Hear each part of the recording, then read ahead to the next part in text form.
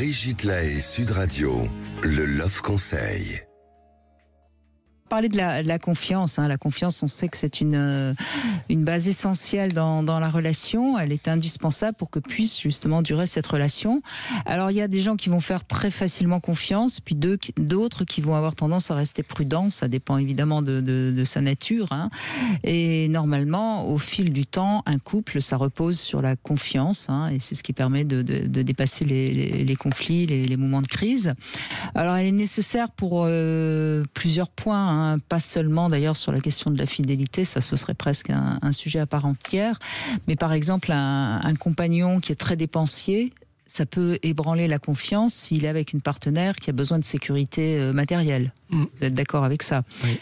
Les petits mensonges sont aussi les ennemis de la confiance. Alors c'est vrai qu'on fait parfois des petits mensonges, on a oublié quelque chose, au lieu de dire j'ai oublié, c'est non parce que j'ai dû faire, vous êtes d'accord, c'est des petits mensonges, mais ça peut être à force un inconvénient pour la confiance.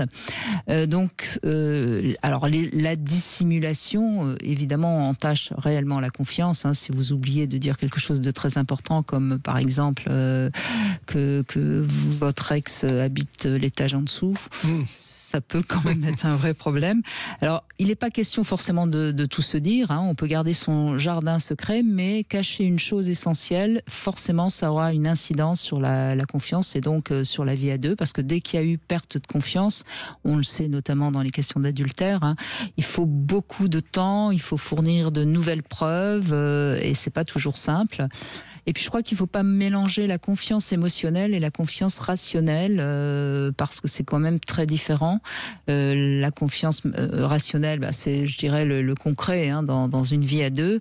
La confiance émotionnelle, ça, c'est vrai qu'il y a des personnes qui ont énormément de mal avec ça, et notamment quand ils sont hypersensibles, pour reprendre l'un de vos livres. Voilà, donc la confiance rationnelle, elle va se construire avec le temps, grâce aux actes, plus qu'aux paroles d'ailleurs. Je crois que c'est assez juste là-dessus. Et puis après, à chacun de voir si là où ça blesse un peu, et puis de communiquer évidemment.